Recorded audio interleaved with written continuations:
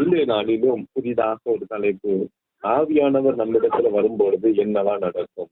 ஆண்டவர் ஆகிய இயேசு கிறிஸ்து நமக்கு இன்றைக்கு வேதத்தின் வாயிலாக அநேக காரியங்களை கற்றுக் கொடுத்து வருகிறார்.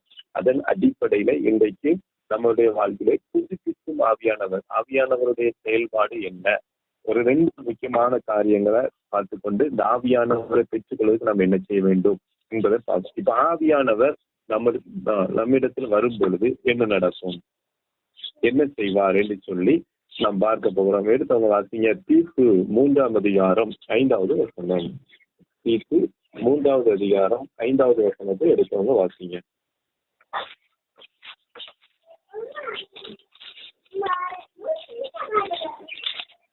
நாம் செய்த நீதியின் கிரியைகள் நிமித்தம் அவர் நம்மை ரட்சியாமல் நமது இரக்கத்தின்படியே மறுஜன்ம முழுக்கினாலும் பரிசுத்த ஆவியினுடைய புதிதாக்குதலினாலும் நம்மை ரட்சித்தார். பரிசுத்த ஆவியினுடைய புதிதாக்குதல். ஆவியானவர் நம்ம இடத்துல வரும்போது என்ன நடக்கும்னா சேஞ்ச், அவ்வளவுதான், புதுமையாக்குகிறார். இருந்த வாழ்க்கையில இருந்து அப்படியே டோட்டலா ஒரு சேஞ்சை நம்ம பார்க்க முடியுங்கிறது தான் ஆண்டவராய் இயேசு கிறிஸ்து இந்த நாளிலே நமக்கு சத்தியத்தின் மூலமாய் கற்றுக் கொடுக்கிறார். அப்போ ஆண்டவரை, அதைத்தான் நம்முடைய வாழ்வில் ஆண்டவராய் இயேசு கிறிஸ்து கற்றுக் கொடுக்கிற ஒரு முக்கியமான ஒரு காரியம்.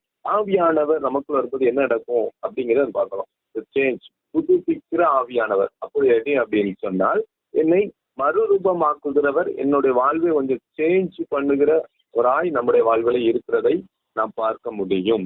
அப்ப ஆண்டவர் நமக்கு இந்த நாளில கற்றுக் கொடுக்கும்படி, ஏன் ஆவியானவர் வேத வசனம் தெளிவா சொல்லுகிறது என்று சொல்லுகிறார். வேறொரு தேற்றமான பரிசுத்த ஆவியானவர் உங்களுக்கு தருகிறேன் என்று சொல்லுகிறார்.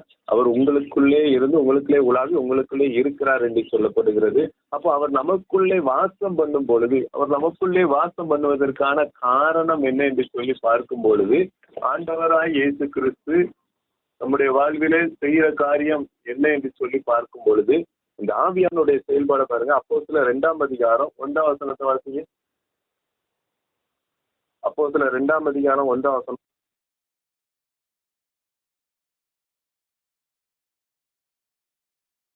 பெந்தேகோஸ்தே என்னும் நாள் வந்தபோது அவர்கள் எல்லாரும் ஒருமனப்பட்டு ஓரிடத்தில் வந்திருந்தார்கள். 4வது வசனம். அவர்கள் எல்லாரும் பரிசுத்த ஆவியினாலே நிரப்பப்பட்டு ஆவியானவர் தங்களுக்கு தந்தருளின வரத்தின்படியே வெவ்வேறு பாஷைகளிலே பேசத் தொடங்கினார்கள். அவர்கள் எல்லாரும் பரிசுத்த ஆவியினாலே நிரப்பப்பட்டு ஆவியானவர் தங்களுக்குள் தந்தன வரத்தின்படி வெவ்வேறு பாஷையில பேச தொடங்கினார்கள். அப்போ ஆவியானவர் நம்மிடத்துல வரும் பொழுது உடனடியான ஒரு மாற்றம், சேஞ்ச் வந்து சாதாரண மாறும். ஆவியான வந்த பிறகு மெல்ல மெல்ல மாற்றமே கிடையாது. ஆவியான வந்தாச்சுன்னா டோட்டல் சேஞ்ச். விளங்குதா உங்களுக்கு? புரியுதுங்க. எப்படிங்கும் போது நீ இன்னும் கொஞ்சம் உங்களுடைய காரியங்களை நம்ம பார்த்தா தெரியும். அப்போ 1 சாமுவேல் 10ஆம் அதிகாரம் 6ஆம் வசனத்தை வாசிங்க. 1 சாமுவேல் 10ஆம் அதிகாரம் 6ஆம் வசனம். அப்பொழுது கர்த்தருடைய ஆவி உன்மேல் இறங்குவார், நீ அவர்களோட கூட தீர்க்க தரிசனம் சொல்லி வேறு மனுஷனாவாய். 9ஆம் வசனம். அவன் சாமுவேலை விட்டு போகும்படி திரும்பின போது தேவன் அவனுக்கு வேறு இருதயத்தை கொடுத்தார். அந்த அடையாளங்கள் எல்லாம் அன்றைய தினமே நேரிட்டது. என்னைக்கு நேரிட்டுச்சா? அது அன்றைய தினமே. ஏன்னா 6ஆம் வசனத்துல சொல்லப்படுது, அப்பொழுது கர்த்தருடைய ஆவி உன்மேல் இறங்குவார். எப்போ ஆவியானவர் இறங்குறாரோ அந்த இடத்துல இறங்கின உடனே அந்த 9ஆம் வசனம் சொல்லுது பாருங்க, தேவன் அவனுக்கு வேற இருதயத்தை கொடுத்தார். அந்த அடையாளம் எல்லாம் அன்றைய தினமே நேரிட்டது. ஃபர்ஸ்ட் என்னது வரும்? ஆவியானவர் வந்தோடனே உடனடி மாற்றம் எங்க இருக்கும்? வேறு இருதயம். அது வரைக்கும் உலக இருதயம் இருந்திருக்கும். விளங்குதா விளங்கலையா? ஆமாண்ணே. அது வரைக்கும் வேறு உலக பிரமாண இருதயம். அப்படி டோட்டல் இனி ஆண்டோருக்காக ஏதாவது செய்யணும், ஆண்டோட சித்தத்தை செய்யணும், ஆண்டோடைய விருப்பத்தை செய்யணும், ஆண்டோர் குறித்து மற்றவங்களுக்கு அப்படி நம்முடைய வாழ்க்கை முறை டோட்டலா சேஞ்ச் ஆகும். அதான் ஆவியானவன் நடத்தல். அதுதான் ஆவியானவன் நடத்தல். அதுக்காகத்தான் இந்த ஆவியானவன் கொடுத்திருக்கிறாங்க. நமக்கு என்ன, அது ரொம்ப முக்கியமானது. பரிசுத்த நம்ம இடத்துல வரும்போது இந்த காரியங்கள் நம்முடைய வாழ்க்கையில நம்முடைய இருதயத்துல சேஞ்ச் ஆகும். அதைத்தான் சில வேறு இருதயத்தை அவர் கொடுத்தார். 11ஆம் வசனத்தை பாருங்க. அதுல அதற்கு முன்னே அவனை அறிந்தவர்கள் எல்லாரும் அவன் தீர்க்கதரிசிகளோடிருந்து தீர்க்க தரிசனம் ம், சொல்லுகிறதை கண்டபோது, கீசின் குமாரனுக்கு வந்தது என்ன? சவுலும் ம். தீர்க்கதரிசிகளில் ஒருவனோ என்று அந்த ஜனங்கள் ஒருவரோடொருவர் சொல்லிக் கொண்டார்கள். ஃபர்ஸ்ட் வேறு இருதயம் அடுத்தால வரும். அடுத்தால ஆவிக்குரிய ஐக்கியம். விளங்குதா விளங்கலையா? ஆமாண்ணே. இதுதான் ஆவியானோட காரியத்தை நம்ம புரிஞ்சுக்கலாம். ஃபர்ஸ்ட் நமக்குள்ள இப்ப ஆவியான நமக்குள்ள வருகிறார் என்றால் இந்த ஃபர்ஸ்ட் சேஞ்ச் என்ன அப்படிங்கும்போது ஆண்டோட வார்த்தை இந்த சாமுவேல் புத்தகத்துல சவுலை குறித்து சொல்லப்படும் போது சொல்லப்பட்டிருக்கு, ஆவியானவர் உண்மையில இறங்குவான்னு சொல்லும்போது அவன் சாமுவேலை விட்டு போகும்படி திரும்பின போது தேவன் அவனுக்கு வேறு இருதயம் இருக்கா. ஃபர்ஸ்ட் வேறு இருதயம் வரும். உலக இருதயம் மாறி ஆவிக்குரிய இருதயம் மாறும். ஆண்டோருக்காக சிந்தனை, ஆண்டோட குறித்த சிந்தனை, உலக சிந்தனை எல்லாம் எடுக்கப்பட்டு போகும் ஆவியானவர் நமக்குள்ள வரும் பொழுது. இரண்டாவது 11ஆம் வசனத்துல சொல்லுது, சொல்லுது, அதற்கு முன்னே அவனை அறிந்தவர்கள் எல்லாரும் அவன் தீர்க்க தரிசனோடு இருந்து தீர்க்க தரிசனம் சொல்லுகிறதை கண்டபோது, அப்போ அது வரைக்கும் அவனோடு இருந்தவங்கன்னா அப்போ அவங்களுக்கும் அதாவது ஆவிக்கிறவங்களுக்கும் அவங்களுக்கும் உள்ள வித்தியாசத்துலதான் வாழ்ந்திருக்கிறான். உலக ஒரு ஐக்கியத்துலதான் வாழ்ந்து கொண்டு இருந்திருக்கிறான். தேவனை சார்ந்து வாழாம தான் இருந்திருக்கிறான். தேவ பிள்ளைகளோடு ஐக்கியம் இல்லாம தான் இருந்திருக்கிறான். அதுக்கு அப்புறம் தான் வாழ்க்கையில ஒரு சேஞ்சஸ் வரும். அது வரைக்கும் உலகப்புறமான ஐக்கியம், பழைய ஐக்கியத்தை எல்லாம் அவனோடு இருந்தது. எப்போ ஆவியானவர் வரும்போது அவன் ஐக்கியம் மாறிவிட்டது. விளங்குதான் விளங்கலையா? ஆமாண்ணே. ஏன்னு வச்சுக்கேன், பிசாசு சொல்லுவாங்க, அப்போ அப்படிலாம் ஆண்டரை பிடிச்சாச்சுன்னா இவங்களை நேசிக்க கூடாது, இவங்க கூட இருக்கக்கூடாதுன்னு சொல்லலையே அப்படின்னு பிசாசு ஏமாத்துவான். நல்லா கவனிக்கணும். எப்போ உனக்குள்ள ஆவியான வந்தாச்சுன்னா உன்னுடைய பிரின்சிப் வட்டாரத்தை மாற்றிடுவாரு. உலக பிரமாணத்தை பேசுவதையும் உலக பிரமாண ஜாலி என்டர்டைன் பண்ணுவதோடைய ஐக்கியத்தை ஆண்டரை டோட்டலா க்ளோஸ் பண்ணிடுவாரு. விளங்குதான் விளங்கலையா? ஆமாண்ணே. எங்க ஏன்னா இதுல நீ பாவம் இந்த இடத்துல போனா பாவம் இருக்குன்னா அதனாலதான் ஆண்டர் சொல்றாரு, துன்மார்க்குடைய ஆலோசனையும் நடவாமலும் பாவிகளுடைய வழியும் இல்லாமலும் பரியாசக்கார உட்காரும் இடத்துல உட்காரும். அப்போ நம்ம என்ன செய்யணுங்கிறாரு ஆண்டவர்னா, அப்ப தேவையில்லாத இடத்துல இந்த இடத்துல போனா உனக்கு பாவம் உண்டாகும், இந்த இடத்துல போனா உனக்கு பிரயோஜனம் இருக்காதுன்னா அப்படிப்பட்ட ஐக்கியத்தை துறடுக்காரு. அதுக்காண்டி எல்லா காரியத்திலும் இல்லை. இந்த ஐக்கியத்துல இருக்கும்போது நீ பாவத்துக்கு இடம் கொடுக்குற, இந்த ஐக்கியத்துல இருக்கும்போது நீ தேவனுக்கு பிரியமில்லாத காரியத்தை செய்வ, இந்த இடத்துல இருக்கும்போது தேவனுடைய நினைவுக்கு நீ இடம் கொடுக்க முடியாது என்று தெரிந்தால் ஆண்டவர் தெளிவா சொல்லுகிறாரு, அந்த ஐக்கியத்தை க்ளோஸ் பண்ணிடுறாரு. விளங்குதா உங்களுக்கு? ஆமாண்ணே. நம்ம ஏற்கனவே நம்ம நிறைய காரியங்கள் நிமிஷம் அதை தியானிச்சிருக்கணும் இல்லையா? ஆண்டோடைய வார்த்தை அநேக நேரத்துல நமக்கு அதான் ஆண்டர் சொல்லாரு, விசுவாசிக்கும் அவிசுவாசிக்கும் சம்பந்தமே இல்லம்பார் இல்லையா? ஆமாண்ணே. இந்த இடத்துல அவங்களோட நமக்கு என்ன பங்கும்பாரு. ஆண்டோடைய காரியத்தை அவர் நம்ம முதலாவது நல்லா தெரிந்து கொள்ள வேண்டும். அதனாலதான் இந்த நாளிலும் ஆண்டு நம்மோடு கூட தெளிவு கற்றுக் கொடுக்கிறதை நாம் அறிந்து வாழ வேண்டும். பரிசுத்த ஆவியானவர் நம்ம இடத்துல வரும்பொழுதுதான் நம்முடைய வாழ்க்கை முழுவதும் சேஞ்ச் ஆகும். அது வரைக்கும் நம்முடைய வாழ்க்கையில நாம கரெக்டா இருக்கிற பொழுதுதான் தெரியும். வேதாவசனம் அப்படிதான், அவிசுவாசியுடனே விசுவாசிக்கு பங்கேது, கிறிஸ்துவுக்கும் பேலியாளுக்கும் இசைவேது, நீதிக்கும் அநீதிக்கும் சம்பந்தம் ஏது, ஒளிக்கும் இருளுக்கும் ஐக்கியம் ஏது இல்லையா? அப்ப ஐக்கியம் மாற்றப்படும். இதுதான் ஆவியானவர் வரும் பொழுது என்னென்ன நடக்குங்கும் போது இதுதான் ஃபர்ஸ்ட் நம்முடைய வாழ்க்கையில என்ன செய்யும் அப்படின்னா, இந்த வேறு இருதயம் என் வாழ்க்கையில உண்டாகிறத நீ பார்க்க முடியும். ரெண்டாவது ஆவிக்குரிய ஐக்கியம் என் வாழ்க்கையில இந்த சேஞ்ச். அது வரைக்கும் பழைய ஐக்கியம் இருக்கலாம், ஆனா அதுக்கப்புறம் அப்படியே டோட்டல் சேஞ்ச். இதுதான் ஆவியானவர் நமக்குள்ள வரும்போது என்னென்ன நடக்கும். நமக்குள்ள வரும்போது என்ன நடக்கும், டக்குன்னு முதல்ல சேஞ்சே முதல்ல நம்ம இருதயத்துல இருந்தா வரணும். என் வார்த்தையில இருந்து வரல, என் இருதயத்துல செய்யணும். அவனோட அந்த இடத்துல சவுலை குறித்து வசனம் அழகா சொல்லலாம், அவனோட இருதயம் வேறு இருதயமாய் மாறி அப்படித்தானே கொடுக்கப்பட்டிருக்கு. ஆண்டோடைய வார்த்தை அழகா தெளிவாய் நம்முடைய வாழ்க்கையில கற்றுக் கொடுக்கிறதை நாம் பார்க்க முடியும். அப்பொழுது அந்த ஆண்டோடைய வார்த்தை தேவன் அவனுக்கு வேறு இருதயத்தை கொடுத்தாரு. ஏன்னா நமக்குள்ள செஞ்சல அவரே கொடுத்துருவாரு, வேறு இருதயத்தை கொடுத்தாராம். எப்படிப்பட்டவர்? அப்ப கல்லான இருதயமா இருந்திருக்கும், அது சதையான இருதயமா மாற்ற, திருக்குள்ள இருதயமா இருக்கும், அது தேவனுக்கு பிரியமான இருதயமா மாத்திட்டார். இந்த சேஞ்ச் அப்படி டோட்டல் அவன் நினைவுகள், அவனுடைய செயல்பாடுகள் எல்லாத்தையும் மாற்றுகிறது இருதயத்துல இருந்துதான். அப்ப அந்த இருதயத்தின் நினைவை ஆண்டவர் என்ன செய்யறார்? முதல்ல மாற்றுகிறார். ஆவியானவர் வரும்போது இதுதான் முதல்ல நம்முடைய வாழ்க்கையில் நடக்கும். ரெண்டாவது ஐக்கியம், தேவையில்லாத ஐக்கியம். அதான் சொல்லப்பட்டிருக்கலாம் அந்த இடத்துல. அந்த வசனம் தெளிவா இருக்கு 11ஆம் வசனத்துல. அதற்கு முன்னே அவனை அறிந்தவர்கள் எல்லாரும் அவன் தீர்க்க தரிசிகளோடு இருந்து. அப்ப அதுக்கு வரைக்கும் அவன் தீர்க்க தரிசிகளோடு அவன் இருந்ததே கிடையாது. மத்தவங்களா பாக்குறாங்க பாரு, அந்த இடத்துல கீசின் குமாரனுக்கு வந்தது என்ன, சவுலும் தீர்க்கதரிசியில் ஒருவனோ என்று அந்த ஜனங்கள் ஒருவரோடு ஒருவர் சொல்லிக் கொண்டார்கள். அந்த அளவுக்கு அவன் சேஞ்ச். அப்போ ரெண்டாவது ஐக்கியம் மாறும். இதான் ஆவியான நம்மளை நடத்துறது. என் வாழ்க்கையில இது இருக்கான்னு பாருங்க. முன்னால இருந்த ஐக்கியத்தையும் இல்லை விட மாட்டேன்னு இருந்தோம்னா அது சரியான ஆவியான இடத்துல இல்லை. ஆவியான நடத்தும் போது எது சரி எது தவறுங்கிறத நம்மளை சரியான வழியில நடத்துவாரு. ஆவியான வந்தாச்சுன்னு எனக்கு எந்த சின்ன இல்லாம போது இவனுடைய சேஞ்சஸ் எல்லாமே மாறிடும். இந்த இடத்துல பாவம் வருதுன்னா அந்த இடத்துல போய் நம்ம நிக்கிறது விட மாட்டாரு. இந்த இடத்துல தேவனுக்கு பிரியமில்லாத காரியம் வருதுன்னா அந்த இடத்துல போக மாட்டாரு. இந்த இடத்துல தேவனுக்கு எதிரான காரியத்தை செய்யக்கூடிய சூழ்நிலை இருக்குன்னு சொன்னால் மற்றவங்களை குறை பேசுகிற இடமா அந்த இடத்துல கூட நிக்க விட மாட்டார் ஆண்டவர். Total change. ஆகவே அதை நாம் அறிந்து நம்ம வாழணும் அப்படிங்கிறது தான் தேவனுடைய விருப்பமா இருக்கிறது. அப்போ பரிசுத்த ஆவியானவர் வரும்பொழுது எனக்குள்ள வேறு இருதயம், அதாவது உலக சிந்தை இல்லாதது, உலக சிந்தை இல்லாதது, அதுதான் முக்கியம். உலக சிந்தை நம்முடைய வாழ்க்கையில இல்லையான்னு பாருங்க. உலக சிந்தை நம்முடைய வாழ்க்கையில இருக்கான்னு பாருங்க. அதான் வேறு இருதயம். அது வரைக்கும் உலக சிந்தை இருந்திருக்கலாம். ரெண்டாவது ஆவிக்குரிய ஐக்கியம் வாழ்க்கையில சேஞ்ச். இது ஆவியானவருடைய காரியம். இன்னும் ஐக்கியத்தை பாவ ஐக்கியத்தை ஒன்றுமே இப்போ தேவனை உயர்த்தாதவங்களுடைய ஐக்கியத்திலே நம்ம இருந்து பிரயோஜனமே இல்லை. எந்த இடத்துலையும் தேவனுக்கு முக்கியத்துவம் கொடுக்காதவங்க அனைவருமே உலக ஐக்கியம் தான். யார் தேவனுக்கு முக்கியத்துவம் கொடுக்குறான்னு பாருங்க. அப்படிப்பட்ட ஒரு ஐக்கியத்துல நீ இருக்கிறியான்னு பாருங்க. அப்படின்னா உன்னை ஆவியானவர் நடத்துறான்னு அர்த்தம். அப்போ நீ நானும் என்ன செய்யல, நான் ஒருவேளை என்னுடைய ஆவிக்கிற ஐக்கியம் இல்லைன்னு பழைய ஐக்கியத்துலதான் நான் வாழ்ந்துட்டு இருக்கிறேன், இன்னும் நான் ஒரு சில நேரத்துல முழுமையா கர்த்தருக்காக ஓடலை, இன்னும் உலகத்திலையும் ஓடுறேன்னா நான் அந்த பரிசுத்த ஆவியான பெற்றுக்கொள்ளலைன்னு அர்த்தம். அதனால அந்த பரிசுத்த ஆவியான நம்மளுக்குள்ள இல்லைன்னு அர்த்தம்.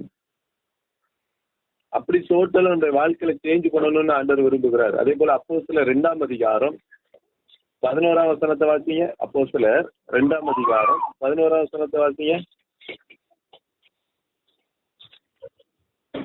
கிரேத்தரும் அரபியரும் ஆகிய நாம் நம்முடைய பாஷைகளிலே இவர்கள் தேவனுடைய மகத்துவங்களை பேச கேட்கிறோமே என்றார்கள்.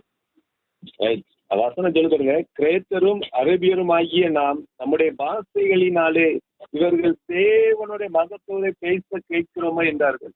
ரெண்டாவது ஆவிக்குரிய ஐக்கியம் வருது. மூணாவது அது வரைக்கும் உலகத்தை குறித்து பேசுறவங்க யாரை குறித்து பேச ஆரம்பிச்சிருவோம்? ஆவிக்குரிய யாரை குறித்து பேசுவோம்? தேவனுடைய மகத்துவங்களை அப்ப ஆண்டவரை குறித்து பேச ஆரம்பிச்சிடும். அது வரைக்கும் மற்றவங்களை பார்க்கும்போது உலக காரியத்தை என்ஜாய்மெண்ட்டை குறித்து பேசிக்கிட்டு இருக்கிறேன்னா உலகத்தை குறித்து பேசினா இப்போ தேவனுக்குரியதை குறித்து பேசிட்டு இருக்கோம். இது சேஞ்சஸ். நல்லா பாருங்க. இதுதான் ஆவியானவர் நமக்குள்ள வரும்போதுக்குள்ளான அடையாளம். ஃபர்ஸ்ட் என் இருதயம் மாறும், ரெண்டாவது என் ஐக்கியம் மாறும், மூணாவது என் வார்த்தை மாறும். வழங்குதான் வழங்கலையா? புரியுதுனே. நம்ம அதெல்லாம் புரிஞ்சுக்கணும். இருதயம் மாறும். ஆவியானவர் நமக்குள்ள வரும்பொழுது இருதயம் மாறும், அடுத்தால ஐக்கியம் மாறும், மூணாவது என்னது? வார்த்தை மாறும். அது வரைக்கும் உலகத்தை குறித்து உலக பிரமாணப்படி பேசிட்டு இருந்தேன் நான். ஆண்டவர் எங்கன போனாலும் ஆண்டவர் குறித்து பேச ஆரம்பிச்சிருவேன். எங்கன போனாலும் என் நினைவுகளும் என் ஐக்கியங்களும் இந்த காரியங்கள் இருக்கும்போது டோட்டலா ஆண்டவர் குறித்து பேசுகிற ஒரு காரியமா நான். அதே போல தீத்து எடுத்துக்கொள்ளுங்க. தீத்து 3ஆம் அதிகாரம் 3ஆம் வசனத்தை வாசிங்க. தீத்து 3ஆம் அதிகாரம் 3வது வசனம். ஏனெனில் முற்காலத்திலே நாமும் புத்தியினரும் கீழ்ப்படியாதவர்களும் வழி தப்பி நடக்கிறவர்களும் பலவித இச்சைகளுக்கும் இன்பங்களுக்கும் அடிமைப்பட்டவர்களும் துர்குணத்தோடும் பொறாமையோடும் ஜீவனம் பண்ணுகிறவர்களும் பகைக்கப்படத்தக்கவர்களும் ஒருவரை ஒருவர் பகைக்கிறவர்களுமா இருந்தோம். இப்ப ஏன் இந்த மாற்றம் தெரியுதா? ஆமாண்ணே. இன்னைக்கு அந்த காரியத்தை ஆண்டு தெளிவா சொல்லுவோம். ஏன் இந்த மாற்றம்?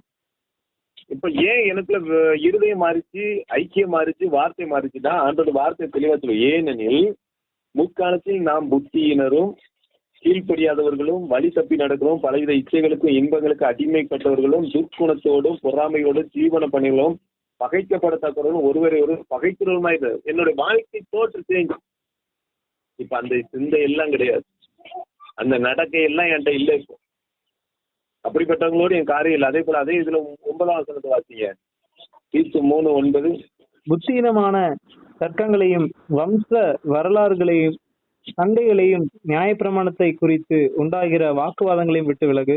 அவைகள் அப்பிரயோஜனமும் வீணுமா இருக்கும். அழகா சொல்ல புத்தியினமான தர்க்கங்களை தேவையில்லாத, அதாவது ஆவிக்குரிய வாழ்க்கையில உன்னை வளர்ச்சிக்கு தேவையற்ற காரியத்தை செய்யாத. தேவனோடு கூட வளர்றதுக்கு ஏதுவான தேவையில்லாத காரியத்தை குறித்து அதுல தர்க்கம் பண்ணக்கூடாது. பெருமையான வம்சங்களை குறித்து பெருமையா பேசுறது, சண்டைகளை, நியாயப்பிரமாணத்தை குறித்து உண்டாகிற வாக்குவாதம், இதெல்லாம் விட்டு விலகணுங்க.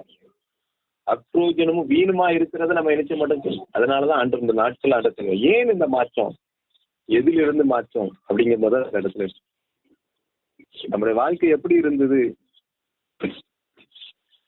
என் வாழ்க்கை எதுல இருந்து மாற்றம் ஆனிச்சுன்னா, என் வாழ்க்கை இதுக்கு முன்னாடி இந்த உலகத்துக்கு ஏற்றபடி இருந்து தேவனுக்கு எதிராகவும் தேவனுக்கு கீழ்ப்படியாமல் இருந்த என் வாழ்க்கை எப்பொழுது ஆவியானவர் வருகிறாரோ அப்பொழுது டோட்டல் சேஞ்ச். ஃபர்ஸ்ட் என் வாழ்க்கையில இருதயத்துல மாற்றம் உண்டாகும், வேறு இருதயம் உண்டாகும். ரெண்டாவது வேறு ஐக்கியம் உண்டாகும். மூணாவது வேறு வார்த்தை ரொம்ப கவனம். ஆண்டோடைய மகத்துவங்களை குறித்து பேசுகிற வார்த்தை இருக்கு. இதுதான் ஆவியான் நமக்குள்ள வரும்பொழுது நமக்குள் நடைபெறுகிற முக்கியமான ஒரு சேஞ்சஸ். நம்முடைய வாழ்க்கையில சேஞ்சஸ் முதல் ஆவியான வரும்போது வெளியரங்கமாய் பிராக்டிக்கலாய் தெரிகிறது. ஃபர்ஸ்ட் இருதய மாற்றம், அடுத்த ஐக்கிய மாற்றம், வார்த்தை மாற்றம். இது மற்றவங்களுடைய பார்வையில தெளிவா தெரியும். எப்ப முன்னால எப்படி இருந்தா இங்கதான் கிடப்பான், இப்ப எப்படி இருக்கான்னு பாரு. முன்னால எங்க கூட தான் சுத்திட்டவன், இப்ப எப்படி இருக்கான்னு பாரு. முன்னால உடைய காரியங்கள் இந்த இடத்துலதான் கடந்து இப்படிதான் இருந்தான், ஆனா இன்னைக்கு எப்படி இருக்கிறான்னு பாரு. ஆண்டவர் தான் ஆவியான வரும்பொழுது இந்த மாற்றம் இருக்கணும். இதுதான் ஆவியானவர் வந்ததுக்கான அடையாளம். இன்னும் நான் என் இருதயம் மாறாம, இன்னும் பழைய ஐக்கியத்தை நான் விடாம, ஆவிக்கிறவங்களை கண்டா ஆவிக்கிற பேச்சு, உலகத்தை கண்டா உலகத்துக்கு பேச்சு, ஆவிக்கிறவங்களை கண்டா ஆவிக்கிறவங்களோட ஐக்கியம், உலகத்தை கண்டா உலகத்தோரோட ஐக்கியத்தை நீ விடாமல் இருப்பனா நீ இன்னும் பரிசுத்த ஆவியை பெறணும்னு அர்த்தம். பரிசுத்த ஆவிக்கு நீ இன்னும் உன் இருதயத்தில் இடம் கொடுக்கவில்லைன்னு அர்த்தம். விளங்குதான் விளங்கலையா? ஆமாண்ணே. இன்னைக்கு நமக்கு தெளிவான ஒரு சத்தியத்தை ஆண்டு கற்றுக்கிட்டு ஆவியானவர் நமக்குள் வரும்போது என்ன நடக்கும்? என் இருதயம் மாறும், ஆண்டவர் நம்முடைய காரியங்கள். ரெண்டாவது என் ஐக்கியம் மாறும், மூன்றாவது என் வார்த்தை மாறும். அது வரைக்கும் உலகத்தை குறித்து, உலக மேன்மை குறித்து நான் பேசிக் கொண்டிருந்த நான் ஆண்டவரை குறித்து பேச ஆரம்பிச்சேன். எப்படி பேசிட்டு இருந்தேன்? தர்க்கங்களும் பொறாமைகளும் வன்களும், எனக்கு நியாயம் படுதோ எது நியாயமா இருக்கோ அதை பண்ணிக்கிட்டு தேவையில்லாத குறித்து வாக்குவாதங்கள் தர்க்கங்களை நான் பண்ணி கொண்டிருந்தேன்னா அப்படி டோட்டல் இயேசுவை குறித்து மட்டும் பேசுவேன். இது முதல் காரியம். ரெண்டாவது காரியத்தை வர்ற நாட்கள் நம்ம தியானிப்போம். கர்த்தர் இந்த வார்த்தைகளை ஆசீர்வதிப்பார். ஆமென். கிருபை நிறைந்த அன்பு தகப்பனே, இந்த நல்ல நாளுக்கு ஆசீர்வாதமா நன்றி செலுத்துகிறோம். ஆவியானவர் வந்தா என் வாழ்க்கையில புதுப்பிக்கப்படும். அப்படி டோட்டல் சேஞ்ச், மாற்றம் கொண்டு வருகிறவர் தான் ஆவியானவர். எனக்குலாம் மாற்றம் இருக்கான்னு பார்க்கணும். ஆவியானவர் வந்தா எனக்குள்ள மாற்றம் நிச்சயமா வரும். என் இருதயம் ஃபர்ஸ்ட் மாறும், என் இருதயம் மாறும். அது வரைக்கும் திருக்குள்ள இருதயம், கொடூரமான இருதயம், பொறாமை நிறைஞ்ச இருதயம், இப்ப அப்படியே டோட்டலா தேவனுக்கு பிரியமான இருதயமாக மாறும். உலக சிந்தைகளுக்கு இடம் கொடுத்த இருதயம் இன்னைக்கு ஆண்டவருக்கு பிரியமானதை நினைக்கிற இருதயம். ஆவியான வந்த போது இது உடனே நடக்கும், உடனே நடக்கும். ஐக்கிய டோட்டலா மாறிடும். உலக ஐக்கியத்தை டோட்டலா க்ளோஸ் பண்ணிடுவேன். தேவனை உயர்த்துறவங்க இல்ல, நான் பழைய கால ஐக்கியம், சின்ன வயசுல இருந்து ஐக்கியம். அவங்க ஆண்டவரை குறித்து பேசுறதுக்கு ஓகே சொன்னாங்கன்னா அவங்க உங்க கூட சேருவாங்க, இல்ல அப்படின்னா நிற்க முடியாது. ரொம்ப கவனம். ஆவியானவர் இருக்கும் பொழுது உலக ஐக்கியத்துக்கணும். ஆவியான உன் கூட இருக்கணும்னா நீ தான் ஐக்கியத்தை சரிப்படுத்தணும். நம்ம எப்படி இருக்கோம்னு பாருங்க. படிக்கிற இடத்துல, வீட்டு பக்கத்துல யாரு என் கூட இருக்கிறவங்க ஆவிக்கிற ஐக்கியத்துல இருக்கணும். நல்லவங்க வேற, ஆவிக்கிறபடி நடக்கிறவங்க வேற. நல்லா புரிஞ்சுக்கணும். உலகத்துல கெட்ட பழக்கம் இல்லாதவங்களும் நல்லவங்க தான் உலகத்துல பேரு. ஆனா இயேசுவை உயர்த்தணும். அவன் நாவு இயேசுவை உயர்த்துதான்னு பாருங்க. நாவு கர்த்தரை புகழணும். வீண் பேச்சு, உலக பேச்சு, உலக பிரமாண பேச்சுகளா இருக்குமானா அது தேவனுக்கு பிரியமான ஐக்கியமா இருக்காது. ஆவியானவர் வந்தா இது ஒண்ணு நாம சேஞ்ச் பண்ணண்டா, ஆவியானவரே சேஞ்ச் பண்ணிடுவார். நீ ஆவியானவருக்கு இடம் கொடுக்கணும். அது என்ன செய்யணுங்கிற வர நாட்கள் ஆண்டு கற்றுக் கொடுத்தார். மூன்றாவது உன் வார்த்தை மாறும். உன் வார்த்தையில சேஞ்சஸ் பார்க்கணும். அதே போல இன்னும் தொடர்ந்து பார்க்கும்போது இன்னொரு சேஞ்சஸ் இருக்கு, வர நாட்கள் ஆண்டு கற்றுக் கொடுப்பார். அப்ப அந்த நாளிலும் நீங்க எங்களோடு பேசினதுக்காக நன்றி ஆண்டவரே. இந்த கத்தின்படி எங்களை நடத்துங்க. இதை கேட்ட பிள்ளைங்க, இனி கேட்கப்படுற பிள்ளைங்களுக்கு கொஞ்சம் வைத்தாங்க. ஏன்னா ஆவியான வரும்பொழுது உடனே மாற்றம் நடக்கும். முதல்ல இருதயத்துல, ரெண்டாவது ஐக்கியத்துல, மூணாவது வார்த்தையிலங்கிறது எங்களோடு பேசினீங்க. இந்த வார்த்தை ஜீவன் உள்ளது, அதை பற்றி கொண்டு ஆவியானவருக்கு இடம் கொடுத்து எங்களுக்கு பேசிங்க. ஒருவேளை ஆவியானவருக்கு இந்த இடத்துல நாங்க பார்க்கும் பொழுது இன்னும் எங்களுக்கு சேஞ்சஸ் வரலாம், இன்னும் நான் முழுமையா அந்த முக்காவாசி இருக்கேன், காவாசி குறைவுபடுது என்று சொன்னாலும் ஆவியானவர் எனக்கு இல்லை. ஆவியானவர் எனக்கு வந்தா உள் மாற்றம், உடனே மாற்றம். ஆவியானவர் நடத்தப்படும் பொழுது அவர் பரிசுத்தம் உள்ளவர் தான் வேதம், பரிசுத்த ஆவியானவர் தான் வேதம் சொல்கிறது. பரிசுத்தமா இருந்தாலும் அவர் உள்ள வந்து, அப்போ அந்த அளவுக்கு நாம் நடக்கணும். அதுக்கு ஆவியானவர் நம்மளுடைய வாழ்வில நிச்சயமா உதவி செய்வார். நம்ம கேட்கிற, என வேதம் சொல்லுகிறது, பொல்லாதவர்களை நீங்களே நல்ல ஈவை தன்னுடைய பிள்ளைகளுக்கு நல்ல ஈவை கொடுக்கும்போது அதே பரமபிதா தங்களுக்கு வேண்டிக் கொள்கிறவர்களுக்கு பரிசுத்தாவியை கொடுப்பது அதிக நிச்சயம். இப்போ நம்ம ஜெபித்து ஆண்டவர்கிட்ட கேட்கணும், ஆண்டவரை நீங்க என்ன நடத்தணும், நீங்க மனதார கொடுங்க. நானே நடத்தணும்னு நினைக்கக்கூடாது, ஆண்டவர் நடத்தினாதான் என் வாழ்க்கையில சேஞ்சஸ். ஏசு கிறிஸ்து நமக்காக கொடுத்த பரிசுத்தாவியானவரை யார் ஏற்றுக்கொள்வாங்களோ அவங்க வாழ்க்கையில தான் மாற்றம். ஆண்டவரை எனக்கு இந்த பரிசுத்தாவின வேணும்னு கேளுங்க, இந்த பரிசுத்தாவின எனக்கு வேணும் ஏற்பா, என் இருதயத்துல மாற்றம் உண்டாகும், என் ஐக்கியத்துல மாற்றம் உண்டாகும், என் வார்த்தையில மாற்றம் உண்டாகும். ஆவியானவர் வேணும். அந்த உணர்ந்த வார்த்தைக்காக போச்சு தொடர்ந்து பலப்படுத்துங்க. கேட்கிற பிள்ளைகளுக்கு எல்லாம் பெற்றுக்கூடாது புதிய மகிமை எல்லாம் கேட்கணும். ஏசு கிறிஸ்து ஜெபிக்கிறேங்க ஜீவன்ல நல்ல பிதா. ஆமென்.